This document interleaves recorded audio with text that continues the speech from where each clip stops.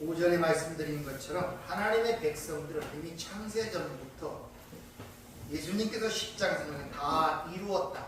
텔로스타니 모든 역사의 종결 지점이 거기고 거기로부터 새로운 세계가 열립니다. 그래서 하나님의 백성들은 반드시 이 땅에서 그 십자가의 그 지점으로 이끌어 간다는 것을 여러분이 먼저 인정을 하셔야 돼요. 그것이 좁은 문으로 들어가라 라는 그 말씀의 의미인 것입니다. 그리고 거기서 끝나는 것이 아니라 두 길이 있는데 넓은 문, 좁은 문. 근데 그 결국이 한쪽은 생명이고 한쪽은 사망이라는 결론적인 것을 우리에게 말씀함으로 말미암아 너희가 그 길을 들어가는 데 있어서, 아니 그 길을 걸어가는 데 있어서 절대 머뭇거리지 말고 걸어간다는 그런 의미를 전달한다고 여러분에게 말씀을 드렸죠. 좁은 길로 들어가 협착한 길로 가는 것은 저와 여러분의 이 땅의 인생길이라는 것을 아셔야 됩니다. 그래서 이 산상순이 시작될 때 거기서 8가지 복이 나오는데 다 우리가 일반적 세상적으로 생각하는 그런 복이 하나도 없어요. 심령이 가난한 자, 애통하는 자, 뭐 의에 줄이고 목마른 자, 의를 위하여 핍박받는 자, 여러분이 흔히 생각하는, 우리가 생각하는 그런 삶의 목적은 거기 하나도 없단 말입니다. 그쪽으로 하나님이 이끌어 가신다는 거예요. 그러니까 우리 삶 속에서 여러 가지 환란, 즉 협착하는 것은 환란이라는 단어에서 나왔다고 그랬죠. 탈곡하는 과정, 알곡과 쭉정이를 갈라는 그 연단의 과정을 반드시 통과하셔야 돼요. 그게 인정이 돼야 된단 말입니다. 거기서 나오려고 그러시면 안 돼요. 거기서 그걸 이겨내는 가운데 하나님이 주시는 평강과 위로와 용기를 얻으셔야 그게 올바른 신앙생활이면 여러분이 믿으시길 바랍니다. 그런데 그런 가정 속에서 가장 큰 위험과 방해물이 우리에게 다가오는데 그것을 오늘 본문 말씀을 통하여 거짓 선지자를 조심하라 합니다. 성경 신약 성경을 전체를 보면 너희가 현실 속에서 다가오는 그런 것들을 조심하라는 말은 없습니다. 누구? 거짓 선지자를 조심하라는 말이 여러 군데 등장하고 있죠. 그래서 왜 카톡을 읽었죠? 한번 신약 성경에서 거짓 선지자 나오는 것을 다 찾아보고 오시라고. 한 번씩 다들 찾아보셨습니까?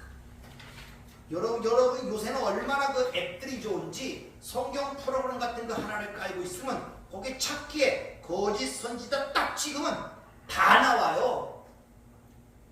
처음부터 다 읽을 필요 없이 그 구절만 다 나온다니까요. 그러면 거짓 선지자가 어떤 일을 하는지 우리에게 보여주고 있다는 거예요.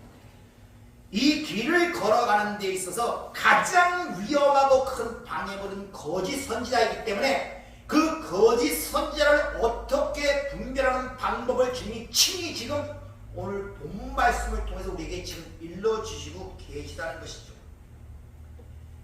오늘날 시대에 이 교회가 너무 복음을 전하는 데 있어 너무 경박하고 피상적인 말씀을 전하다 보니까 성도들에게 닥치는 그 진정한 문제를 해결하는데 전혀 도움이 되지 않는다는 것을 우리가 유념해 봐야 된다는 것입니다.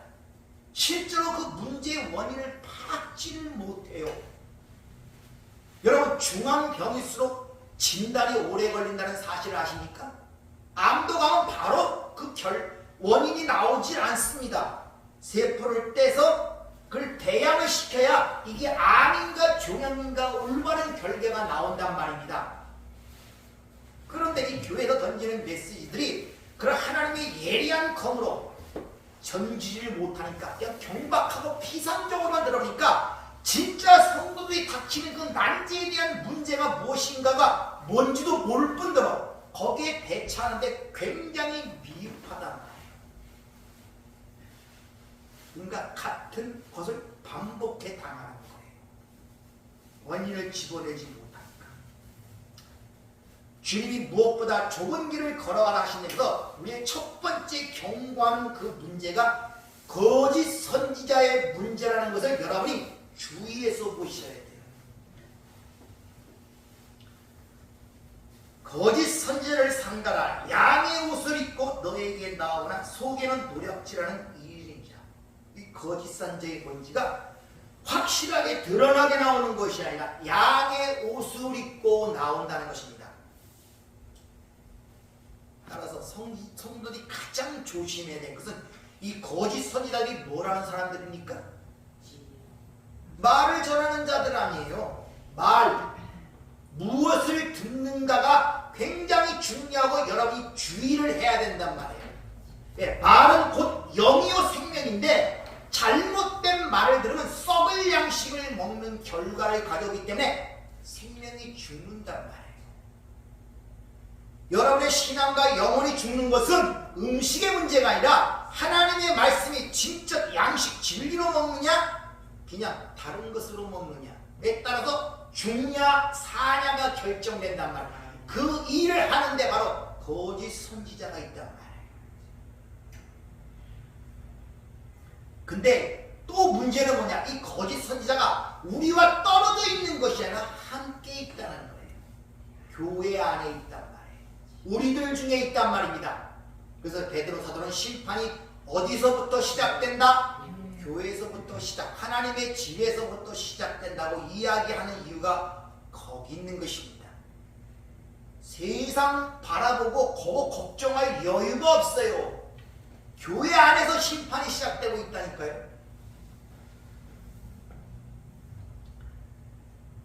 이 거짓 선지자는 항상 인간에게 흥미로운 주제와 인간의 귀를 편하게 하는 말을 갖고 우리에게 다가온다는 것입니다. 그래서 이 거짓 선지자가 누구며 어떻게 그 정체를 알 수 있는가 하는 문제가 굉장히 중요해요. 근데 이게 쉽지 않은 문제란 말입니다. 왜? 양의 옷을 입고 나오기 때문에. 대부분 이 문제를 어떻게 사람들이 생각하냐면 오늘 뒤에 구절시 열매로 그들을 알리라 하는 그 말을 갖고 그 열매가 의미하는 말을 뭔지도 모르고 우리가 생각하는 보편적 어떤 윤리 도덕적으로 그 열매를 보고 있단 말입니다.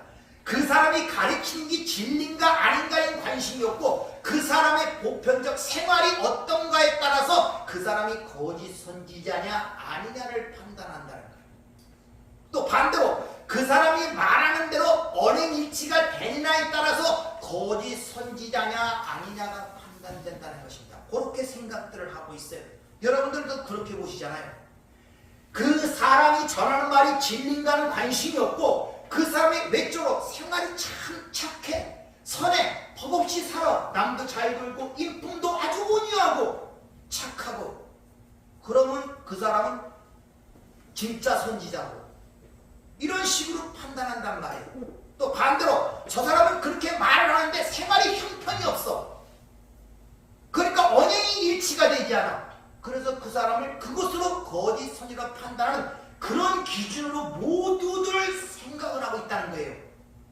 그러나 고린도서 11장 4절을 보면 여러분 사탄도 자기를 광명의 천사로 가장한다는 걸 아십니까? 그러니까 거짓 선지자의 문제는 교훈이 무언가가 상관없어. 생활의 태도의 문제도 아니고 가르치는 교훈의 문제도 아니고 이단의 문제도 아니라는 사실을 아셔야 됩니다. 오늘 주님 말씀대로 양의 옷을 입고 나오기 때문에 우리 눈에는 저 사람이 참 바르고 착하고 선하게 우리에게 다가온다는 것을 아셔야 돼요. 그런 사람이 위험한 사람이에요. 아주 온유하고 성품도 착하고 남한테 험한 말 안 하고 흔히 말하는 가운데 부처님 가운데 토막 같은 사람들. 근데 그런 사람들이 예수 안 믿는 사람들 중에 많고 오히려 불교인들 중에 많아요.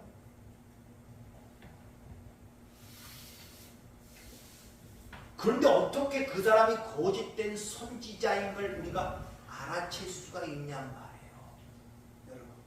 여러분 거짓 선지자 어떻게 하시겠습니까? 어떻게 하세요? 어떻게 분별하시겠어요? 그들은 처음 볼 때 다 올바른 기독교인으로 옳은 것을 말하고 가르친다는 것입니다. 하나님을 말하고 예수를 말하고 십자가를 얘기하고 외부로도 상당히 친절하고 온유한 사람이 그렇게 보인다는 사실을 여러분이 아셔야 된다는 말입니다. 근데 오늘 말씀처럼 열매로 그들을 알리라 이렇게 얘기를 해요. 주는 방법을 일러주시죠. 열매로 그들을 알리라. 어떤 열매를 얘기하냔 말이에요. 어떤 열매? 여러분이 생각하시는 어떤 착한 일? 구제하는 일? 선행하는 일? 무슨 일이에요? 열매가. 다들 그렇게 생각하고 있잖아요. 그게 삶의 열매인 것처럼.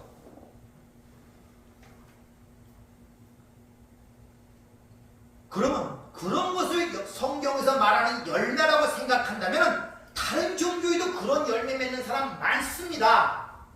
그럼 그런 사람들 다 그리스도인들이고 다 그거겠네. 구원받은 사람들이겠네. 요한복음 15장에 보면 포도나무의 가지에 비해서 열매는 우리가 맺는 것이 아니라 우리에 통하여 맺혀지는 것이라 그랬죠.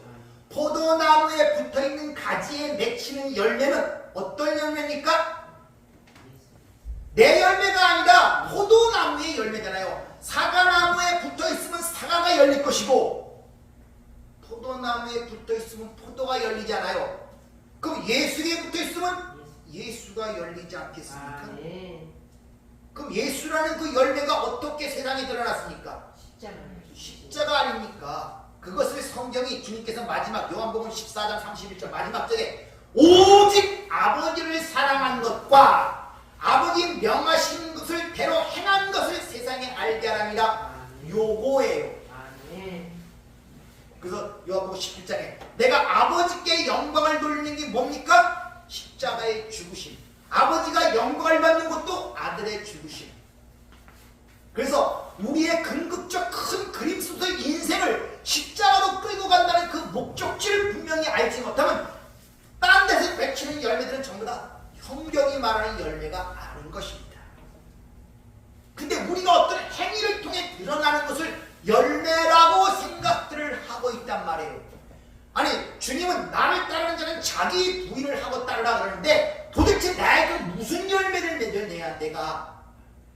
근데 대부분 다 어떤 인간의 행위와 어떤 그런 걸 통해 드러나는 착함과 선함에 의한 열매라고 생각하는 경우가 대다수고 교회에서 가르치는 메시지도 그런 식으로 얘기를 하고 있단 말입니다.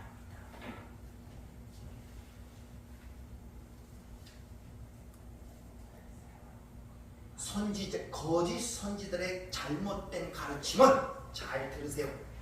거짓 선지자들의 잘못된 가르침은 그들이 말을 하는 것에 있지 아니하고 말하지 않는 것에 있다는 사실을 아셔야 돼요. 가장 위험한 사람은 옳은 것을 말하지 않는 사람이 가장 위험하다는 사실을 여러분 알고 계십니까? 왜? 옳은 것을 말하면 핍박을 받게. 주님이 진리, 옳은 것을 말했기 때문에 십자가에 죽으신 것입니다. 거짓 선지자의 특징은 그들이 말하는 것에 있지 아니하고 말하지 않는 것에 있단 말입니다. 이걸 잘 여러분이 머리에 꼭 기억을 하셔야 돼요. 쉽게 말하면 주님이 앞서 얘기한 좁은 문, 협착한 길 이런 것들은 이야기를 하지 않는단 말입니다. 그런 것들은 절대 얘기를 안 해요. 오직 사람을 기쁘게 하고 그들의 자존심과 가치를 챙겨주고 그들의 기쁨을 주고 그들을 위로하는 모든 메시지에 있지 하나님의 저주라든지 하나님의 진노라든지 지역이라든지 이런 데에 대해서는 별로 이야기를 하지 않습니다. 그러니까 사람을 기쁘게 하고 사람을 위안하고 자존심을 챙겨주는 그런 메시지는 당연히 사람들을 기쁘게 하고 위로하니까 그들로부터 박수와 칭찬을 받게 되는 거예요.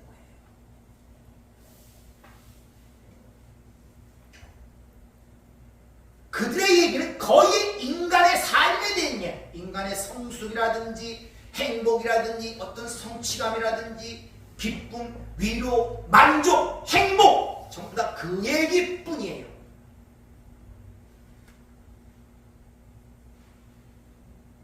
진노 아래 있다, 저주 아래 있다, 죄인다 이런 것을 얘기하기 때문에 그들에게 핍박과 비판을 받지 않는다는 것입니다. 쉬운 말로 성경대로 표현하면 십자가에 거치는 것이 하나도 없어요. 이게 거짓 선지자의 특징이란 말입니다. 자기 부인을 하라 그러는데 자기 부인의 길을 얘기하는 것이나 자아 성취의 길을 이야기한단 말입니다. 요셉처럼 꿈을 꾸면 애굽의 총리가 된 것 같이 세상에서 부귀 영화고 명예를 얻을 것이다. 많이 듣던 얘기들 아닙니까? 꿈꾸는 자가 꿈을 꾸지 않으면 아무것도 할 수 없다. 흔히 번영의 신앙, 삼중 축복, 오중 축복,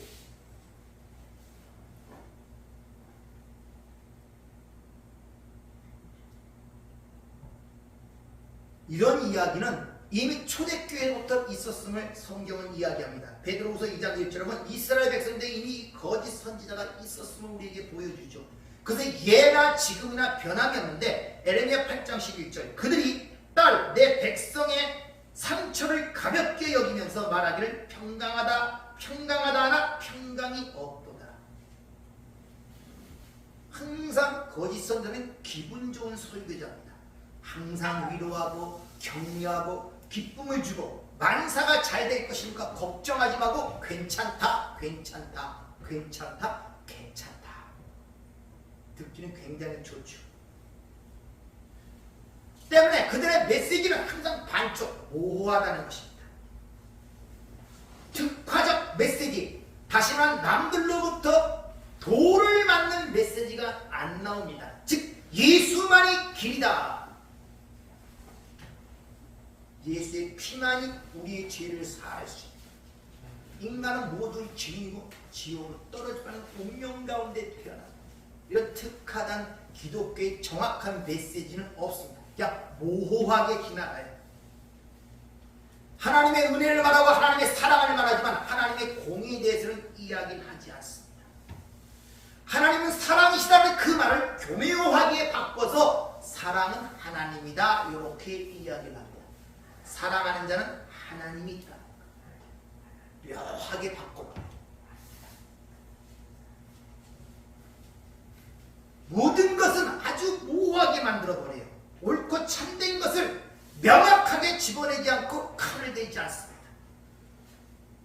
최후의 심판이라든지 버림받은 자의 운명이라든지 지옥, 멸망 이런 것은 절대 강조하지 않습니다. 그러나 사도행전에 보면 사도 바울이 벨릭스와 드루실라에게 의와 절제와 장차올 심판에 대하여 설교하는 모습이 기록이 되어 있죠.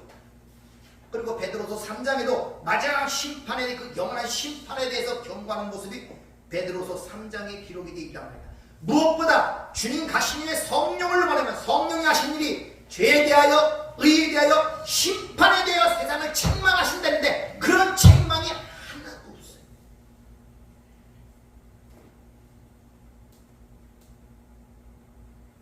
분명히 성령이 오면 그 일을 하신다는데 거짓 선지자는 그런 일이 없단 말입니다. 그리고 인간의 죄악성이라든지 인간의 티끌된 전적 타락을 부인합니다. 가능성이 있는 존재라는 것이죠. 사실 그들은 성경에 죄, 지옥이 나와 있으니까 얼버무리지만은 믿지 않습니다. 인간은 허물과 죄로 죽은 자, 시체라는 사실을 그들은 인정하지 않습니다. 하나님이 영이 떠나는 짐승이라는 사실을 인정하지 않습니다. 하나님의 모든 인류가 하나님의 진노와 저주 아래 살고 있다는 그 상황을 인정하지 않습니다. 거짓 선지자는 그런 것들을 좋아하지도 그 필요성도 느끼지도 알지도 못한다는 것입니다.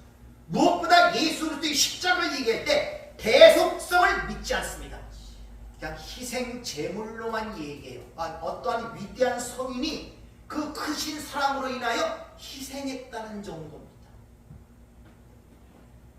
나의 죄 때문에 나의 죄를 위하여 죄에 대한 형벌 때문에 나의 죽음을 대신 죽었다는 사실을 그들은 인정하지도 않고 믿지도 않습니다. 십자가를 얘기할 때 희생을 얘기한다니까요. 세상에서 그 노조운동하던 사람들은 뭐 정권의 어떤 제도를 바꿔서 자기 몸에 신나를 뿌리고 죽는 그 정도의 희생으로 이야기하고 있단 말이에요. 예수의 십자가의 사건은 대속성을 믿지 않아요. 그 정도로 끝나고 감상적인 부분으로 끝나지 진짜 십자가 뭔지를 이야기를 하지 않는다는 것이죠. 따라서 이들은 회개를 외치지도 않을 뿐더러 죄에 대한 통렬한 자각이 없으니까 고민과 고뇌가 없어요. 예수를 믿는데. 성경은 세상뿐 아니라 자기 자신뿐 아니라 가족까지 버리고 떠나야 할 것을 이야기를 하는데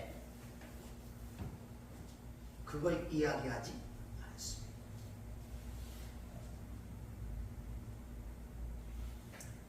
이 거짓 선지자를 요한계시록 13장에 보면 땅에서 나온 짐승으로 표현하는데 이 거짓 선지자가 하는 일이 뭐냐? 계시록 13장 11절 내가 보면 또 다른 짐승이 땅에서 올라오니 어린 양같이 두 뿔 있고 용처럼 말하더라. 계시록 앞에 12장에서 보면 용이 누굽니까? 옛뱀, 마귀, 사탄. 그러니까 이 거짓 선지자는 누구의 이야기를 하고 있다? 용의 말을 하고 있는 거예요. 창세기 옛뱀, 창세기 3장에 그 인간에게 내가 하나님처럼 될 수 있어. 결코 죽지 않아. 고발을 하고 있단 말입니다. 이 거짓 선지자가. 그리고 어린 양처럼 다른 예수를 얘기하고 있는 거예요.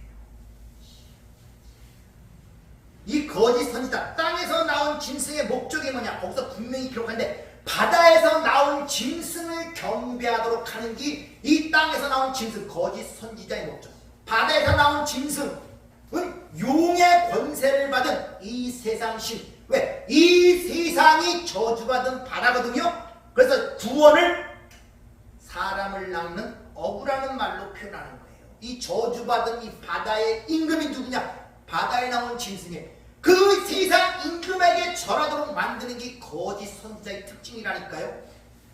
주님이 공생의 초대 이 천하만국의 영광을 보면서 내게 절하라, 이것을 내게 주리라 고짓을 하고 있단 말입니다. 이 거짓 선지자가 끊임없이 우리의 충동을 시켜 이 세상에 바벨탑을 쌓으려고 해요.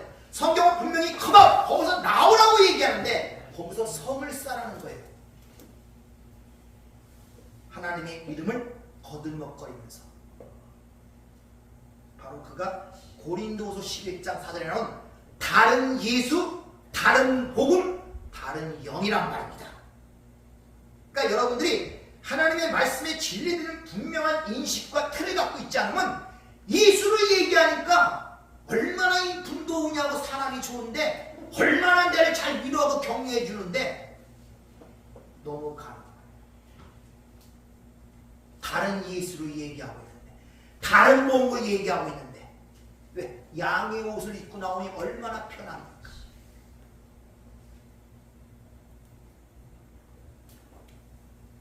따라서 여러분들은 끊임없이 자신을 검토해봤는데 내가 아무리 내 자신을 갖고 내 능력으로 그를 바라보려 할지라도 못 바라죠. 분별을 못하기 때문에 누굴 바라봐야 된다? 예수를 바라봐야 된다. 아멘. 예수. 아멘. 여러분의 힘으로는 분별이 안 돼요. 그래서 고린도서 13장 항상 너희가 믿음이 있는가 너희 자신을 확증하고 확증하라고 시험해보고 확증하라고 얘기합니다. 여러분도 지금 그 거짓 선지자의 말에 귀를 기울이고 있지 않습니까? 귀에 쏙쏙 들어오죠. 내 앞 그분을 살살 잘 긁어줘. 왜 그렇게 잘 들어오고 잘 긁어주는지 기가 막힙니다. 거기에 귀를 기울이면 안 된다. 오늘 그런 거짓 선지자를 바로 양의 옷을 입고 나오는 그리고 그 안에는 노력하는 이라고 주님이 분명히 말씀하죠. 교회가 갖고 있는 가장 큰 위험이 뭐냐? 바로 이 말을 전하는 거짓 선지자의 문제임을 초대교회에서부터 지금까지 교회에서 전체의 가장 큰 적이 바로 이 적그리스도 거짓 선지자란 말입니다.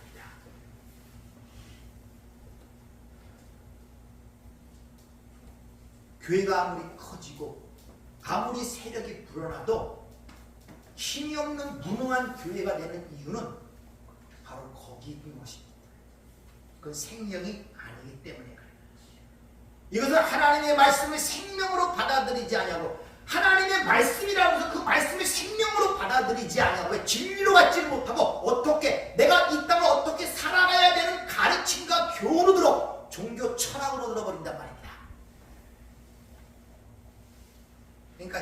힘이 없는 거. 변질이 되어 있단 말이에요. 여러분 갈수록 복음이 전파되는데 점점 커질 것 같습니까? 적어질 것 같습니까?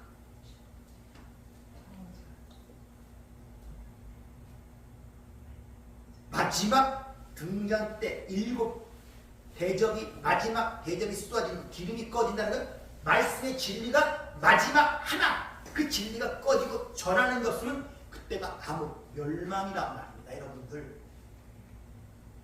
중세시대 때 세운 교회들 건물도 보죠. 얼마나 휘황찬란합니까?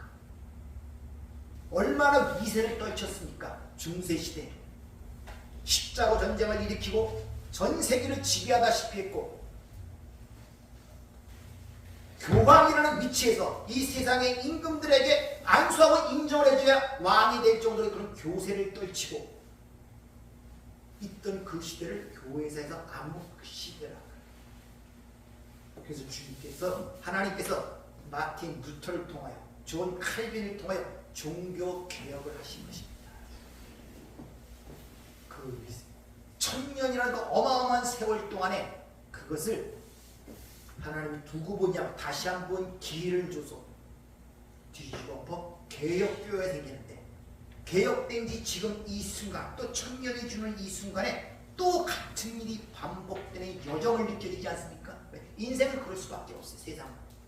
세상은 어느 학자가 말한 것처럼 흥망성쇠 여기서 영원한 건 없단 말입니다. 끊임없이 반복되는 과정. 창세기 3장 이후부터 역사 전체가 그 과정은 계속 반복되는 거예요. 성경을 봐도 계속 반복되잖아요. 창세기 3장 사건, 창세기 11장의 사건, 아브라함의 노만 애고 사건, 바벨론 포로 사건, 예수님의 죽음의 사건 다 같은 이야기를 반복하여 우리에게 보여주고 우리 인생 속의 개인의 상승도 계속 반복하여 그 굴곡을 지나가고 있는데 왜 그 탈곡길을 갖다가 왜 이걸 터느냐? 알곡과 쭉정이를 갈라내기 위해서.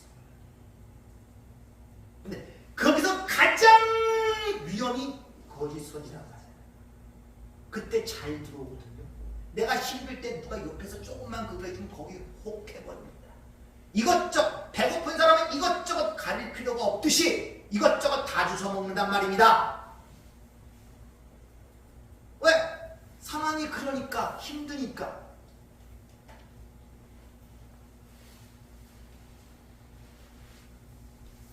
요새 쇼 프로가 관중들이 눌러주는 표의 그 인기가 왔다 갔다 하죠. 그리고 손님은 왕이다라는 그 표 아래 대형마트가 자기 유입을 취하죠. 요새 교회가 그런 거예요. 관중들이 찍어주는 표에 의하여 그게 교회고 교인들이 왕이라는 그 대접 속에서 물론 이익을 취하는 것이 교회가 아닌가. 너무 서글픈 현실들이 눈에 보인단 말입니다. 그러니까 어떻게 하든지 못 빠져나가도록 풀장을 만들고 펜스장을 만들고 세상에 놀만한 거 다 교회에서 해줄 테니까 교회만 나와 헌금만 내. 왜? 빠져나가면 안 되거든요. 모아둬야 되거든요. 그러니까 세상이 좋아하는 것들을 자꾸 만들어 나가는 거예요. 그래서 전원교인이 뭐니 해갖고서 가서 예배 잠깐 들고 거기서 골프 치고 뭐하고 거기서 뭐라고 했어? 찬송가 몇 마디 하고 몇 마디 듣고 놀다 오는 거예요. 그걸 예배라고 생각하고 예수를 믿는다고 생각하고 그걸 기독교라고 생각하는 그 천박한 생각들이 그리스도의 사람들이 얼마나 꽉 차있는지 모른단 말입니다. 기독교를 모르는 거예요. 생명을 모르는 거예요. 하나님이 하신 일에 조금도 마음이 닿지 않는 자들이었단 말입니다. 그건 자기가 하는 행위가 뭔지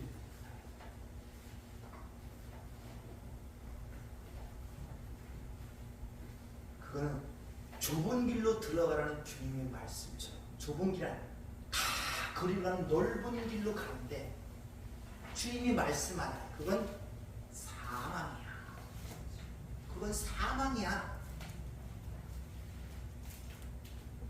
근데 인간들이 오전에 말씀인 것처럼 자기의 결국을 생각지 않아요. 자기의 종말을 보질 않습니다. 사는 게 너무 바빠서. 도대체 사는 게 뭡니까? 사는 게 뭐예요? 밥 세 끼 먹는 게 사는 겁니까? 도대체 사는 게 뭐예요? 한번 질문들을 해보세요. 도대체 사는 게 뭡니까? 내가 그렇게 시간을 초대며 그냥 정신없이 지금 살아가는데 도대체 사는 게 뭐예요? 사는 게 육신이 움직이는 거? 얼마나 움직일 것 같아요? 그렇게 열심히 분주하게 살았는데 그 몸이 옛날 같습니까? 사는 게 뭔지 생각을 안 해요. 완전히 취해버리니까. 세속에 취해버리니까. 끊임없이 던지는 세상에 거기에 완전히 먹혀버린 거예요. 그나마 한 주간 시작되는 7일이라는 것은 한 역사의 종말자 한 단계를 얘기하는 거예요. 7일간의 세상이 창조됐으니까 그 시작되는 첫날에 들어와서 말씀을 거하는 벌리고 진리를 가리켜 앞으로 그 여생 동안 무엇을 바라보고 살아가길 가르치는 날이 이날인데 이 날도 점점 사라져요. 바빠서. 그래서 월화수부터 어느 한때 나와서 한번 얘기 드리고 가면 그걸로 끝이. 뭘 듣겠습니까? 가서 몇 마디 격려의 말 듣고 하나님이 괜찮아 다 도와주실 거예요. 하나님 믿고 살아. 그리고 가는 거. 그걸 예수 믿는다고 생각을 스스로 속고 있다니까요. 그러니까 요새 큰 교회들이 목사님을 초빙하는데 장로님들이 설교 20분 이상 하면 탈락이에요. 도대체 뭐 하려고 합니까? 교회. 그래서 뒤에 찬양대나 사오고 CM송이나 불러주면서 몇 마디 하고 하여튼 메시지가 짧으면 짧을수록 좋아요. 뭘 듣습니까? 도대체 뭘 들어요? 뭘? 진리에 대한 갈급함이나 있습니까? 의에 주는 목마름이나 있습니까? 그리고서 그게 뭔지도 모르고 그걸 예수 믿고 있다고 생각하고 있는 그 자체가 얼마나 안타까운 이고 눈물 나는 일이냔 말이에요. 그리고 오늘을 사랑하는 거예요. 그걸 산다고 하는 거예요. 그리고 막연히 하나님 나라에 가겠지. 하나님 나라가 뭔지도 모르고 하나님 나라는 왔다고 얘기하는데 어디 온지도 모르고 뭔지도 모르면서 무슨 하나님 나라를 가요? 생전 듣어보지도 못한 그 하나님 나라가 뭐 살 수 있을 것 같습니까? 못 살아요. 전혀 낫던데 어떻게 삽니까? 참으로 안타까운 일이 현실. 그래서 5분을 넘어가지 못해요. 말씀을 듣는 것을 사람들. 그래서 5분 넘어가면 생각이 딴 데 가기 시작합니다. 10분 넘어가면 벌써 정신이 혼란스러워집니다. 그래서 느끼는 것은 오순절했던 성령의 역사야지 인간의 힘으로는 안 되는 것이다.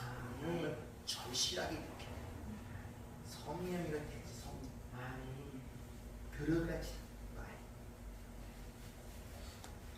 자기도 혼매에 들으면서 무슨 말이지 하면서 주님은 분명히 얘기합니다. 좁은 문으로 들어가라. 멸망으로 인도하는 문은 크고 넓고 그 길은 넓어. 그 길로 들어가는 자가 많고 생명으로 인도하는 문은 좁고 길이 협착하여 찾는 자가 적음이라. 그런데 그 와중에서도 너희가 이같이 즉 거짓 선지를 좋아하는데 너희에게 나올 때 양의 옷을 입고 나오나 그 속에는 너희의 생명을 노력하는 노략질하는 일이라는 사실을 깨달아야 된단 말입니다. 그래서 베레아 사람처럼 하나님의 말씀을 듣고 이 말씀이 그러한가 항상 상고하는 데 있어야 되는데 듣고 그냥 지나가는 거예요. 그러니까 여기서 잠깐 들을 때 뭔가 그건가 싶은데 그걸 붙들지 못하니까 문을 나가는 순간에 다 사라져버리는 거예요. 빛이 올 때 내가 빛을 담지 못하면 그걸로 끝이에요. 그래서 그나마 그런 것 때문에 내가 블로그에 설교문도 올려놓고 다시 한번 오기 전에 카톡에 요약을 해서 집어넣은 이유가 그래도 한 번 들으면 두 번 보고 세 번 보는 게 낫다고 생각하기 때문에 그리고 어느 한 구절을 통해서 얘기하는 것이나 전체 한 그 테마를 통해서 그걸 쭉 강론하기 때문에 앞에 것을 얘기하지 못하면 뒤 것이 연결되지 않아요. 생소하게 들립니다.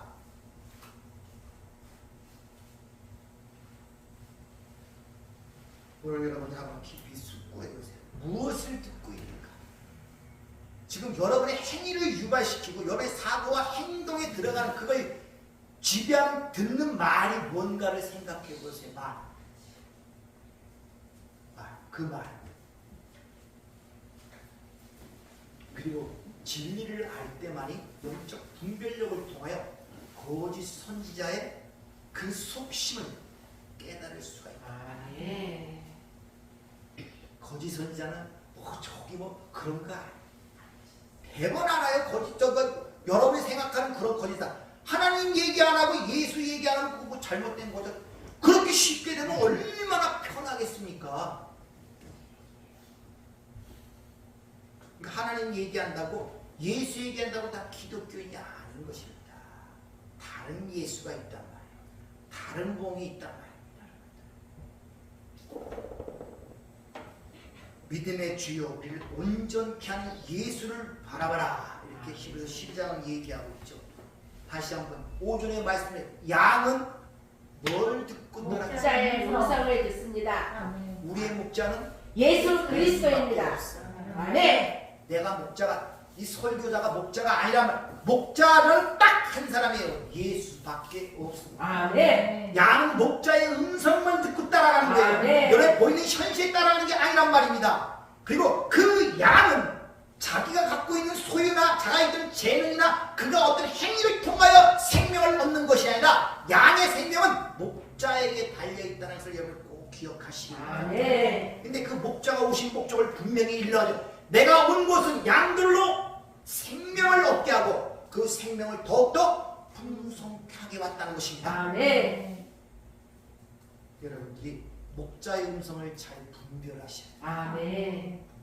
그리고 그 목자의 음성을 듣고 따라간다면 여러분 잘 아시는 시편 23편 사방이 음침한 골짜기를 다닐지라도 원수의 목전에 앉았을지라도 때로는 쉴만한 물가로 때로는 푸른 초장으로 어디서든지 그 목자만 있으면 여러분 충족한 것입니다. 네.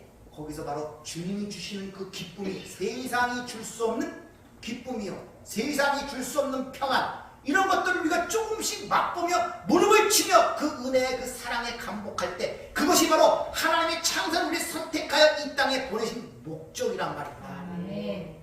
한 주간 그런 은혜를 체험하는 한 주가 되기를 주의 이름으로 축원합니다. 네. 은혜롭고 자비로우신 아버지 하나님 참으로 분별하기 힘든 시대가 이 시대입니다. 마지막 등장 때 기름이 사라질 때 세상은 이제 멸망이고 어둠 속으로 잠시 갈 수밖에 없습니다.